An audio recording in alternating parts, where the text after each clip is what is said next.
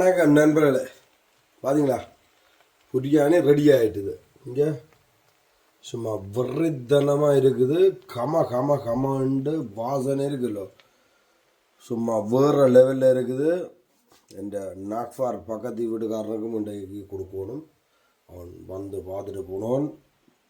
பிரியாணி இன்றைக்கு சாப்பிடுவோம்ன்றிருக்கிறான் ஏமன்காரன். அவனுக்கு கொடுத்து இப்போ கொடுத்து வேண்டி சாப்பிடணும்.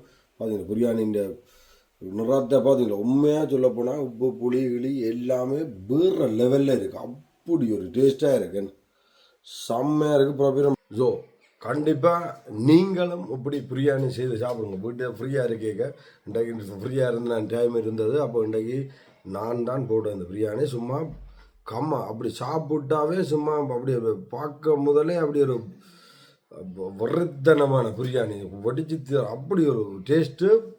அம்மையில் என்ன சொல்கிறது, உப்பு புளி சகலதும் அந்த மாதிரி. அதான் நான் சொன்னேன், அரிசியை போட்டும் பிரியாணிக்கு செய்யலாம். இது அரிசி அரை அவியலில் ஏற்கனவே செய்து வச்சுட்டு, கோழியும் அரை அவியலில் செய்து வச்சுட்டு இப்போ அப்படி செய்து பாருங்க. அது இன்னும் வேறு லெவலில் கொளுத்தும் பிரியாணி. என்ன உண்மையை சொல்ல போனால் வெறித்தனமாக இருக்குது. இன்னும் ஒரு வீடியோவில் சந்திப்போம்.